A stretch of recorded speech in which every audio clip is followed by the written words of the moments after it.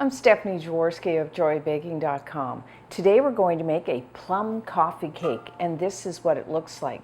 You can see there's fresh plums sitting on top of a really moist and dense and flavorful cake. So the first thing you will need to do is to preheat your oven to 375 degrees Fahrenheit, which is 190 degrees Celsius, and then you will need an 8-inch, 20 centimeter. I'm using a springform pan like this because much easier to get the cake out of the pan. Although if you don't have one, you could use a regular cake pan. So as you can see, there's two parts to a springform pan. Kind of go in there, and you actually have a spring, and it clamps down. Now I'm going to just spray my pan with nonstick spray. You could also butter it if that's what you want to do, and then just taking a round of parchment paper and put it onto the bottom. That way the cake will not stick to the bottom of the pan.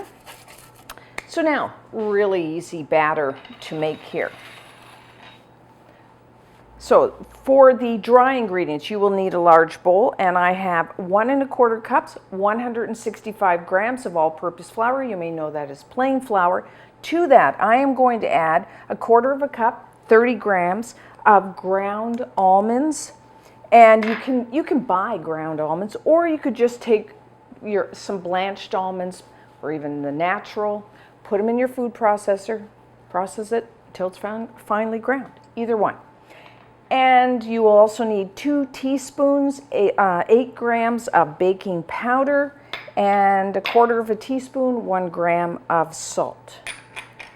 And I'm just using, you could sift all this together. I'm just using a wire whisk, and we just want to make sure everything's mixed together and get a little lightness, air in there. Okay, simple enough. And then for our wet ingredients, I have, in another bowl, I have 2 large eggs. Have your eggs at room temperature, and just gonna use my whisk, break those up.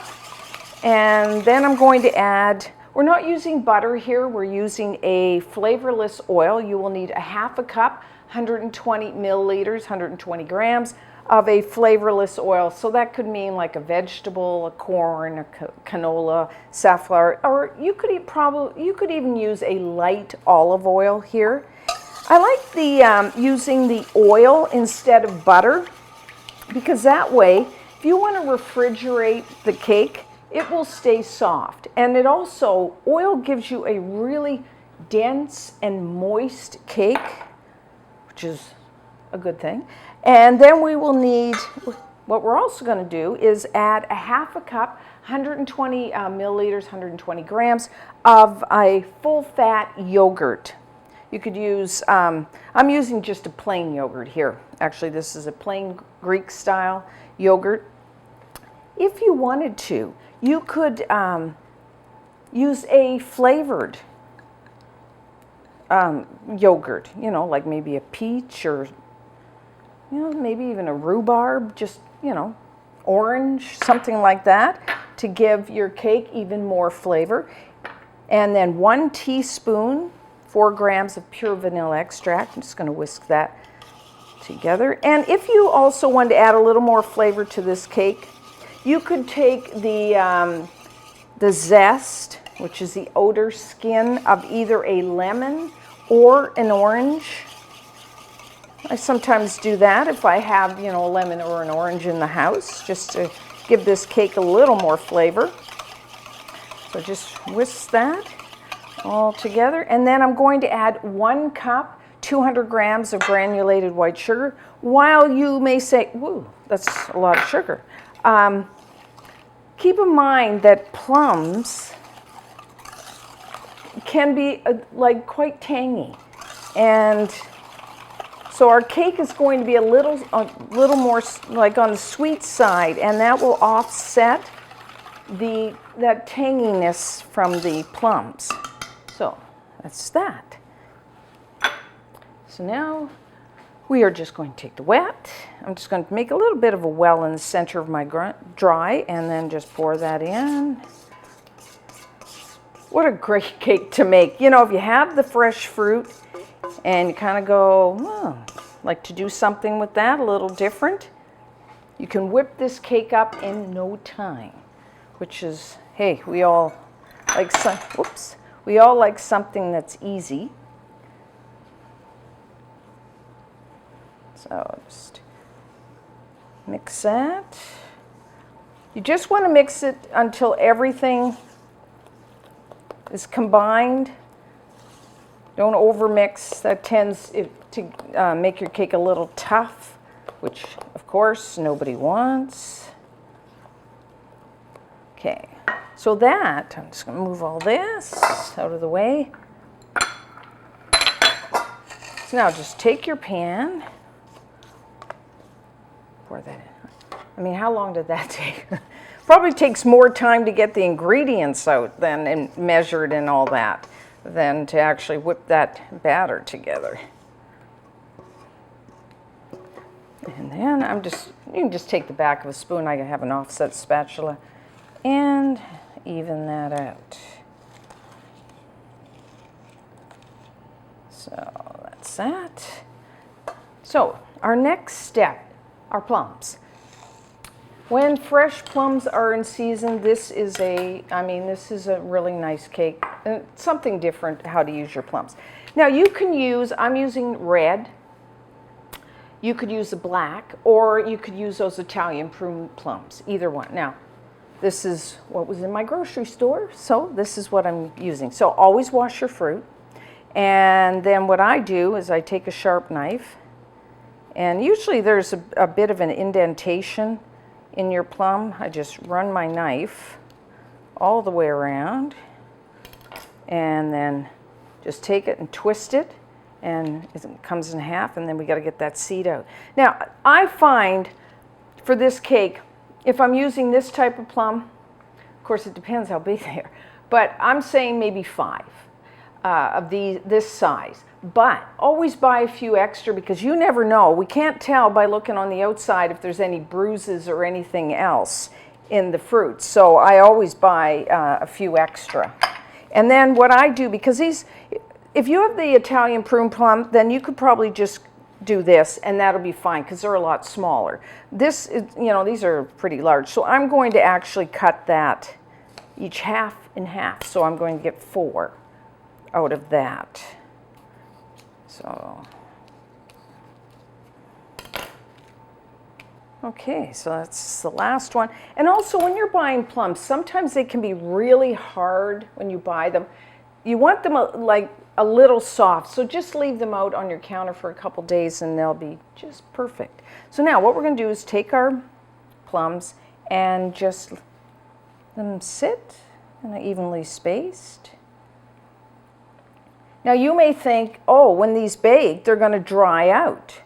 No, they don't. What happens is the heat from the oven actually just causes the plums to release their juices, and they become really nice, beautifully soft and kind of jam-like. So that's another reason. I just love this cake. So you can just, depending, like I said, these are quite large, so I obviously cut too many. You won't do that at home. So there we have it. And then I'm just going to take some coarse brown sugar. You could just take, regular brown sugar, and just sprinkle a little on top of those plums, help them to soften, sweeten a bit, because, plums, like I said, are a little tangy. So now baking this, everyone's oven is a little different, and it depends on like how soft, if you're using this type of plum or the prune plum, how soft they are, and because it may take, I'm going to just, this ballpark kind of thing, 45 to 55 minutes. But as always with any cake, it is done when you take a toothpick, insert it into the center of the cake.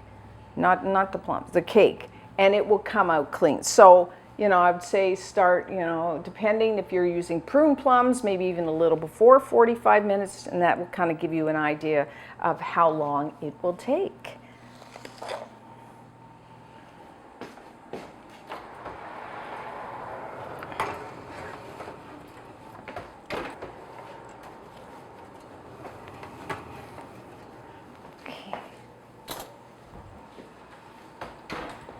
So our plum coffee cake is done. As you can see, beautiful. The cake is a beautiful golden brown color, and you've got all those wonderful plums. They've released their juices, they're nice and soft, and a toothpick inserted into the center will come out clean. Now, for reference, these plums that I used were, quite thick. They were quite juicy, so this did take the full 55 minutes just to kind of for a gauge. So now what I've done, put your pan on a wire rack. We're going to let it cool down a little, and then when we come back, we're going to try a slice.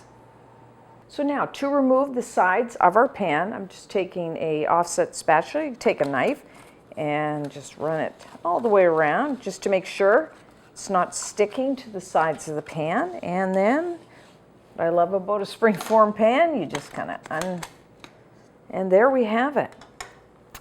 So you could take off the bottom plate. I actually like to leave it there because I can just kind of carry it around.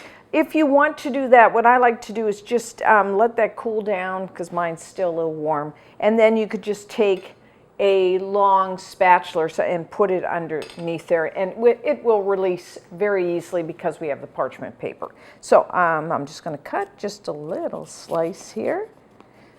Mine is still a little warm, so it's good warm, it's good at room temperature.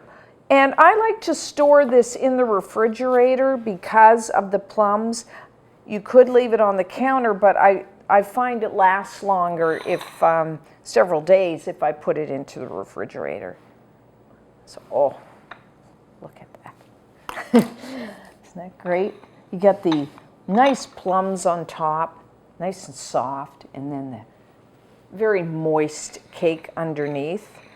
You could do a sprinkling of powdered sugar over top. It's nice plain, or you could have it with some whipped cream, some yogurt, some ice cream.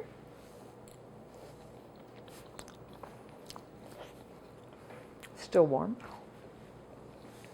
which I actually like. You got the plums, slightly caramelized edges, so a little crispy, but very soft, kind of like a jam.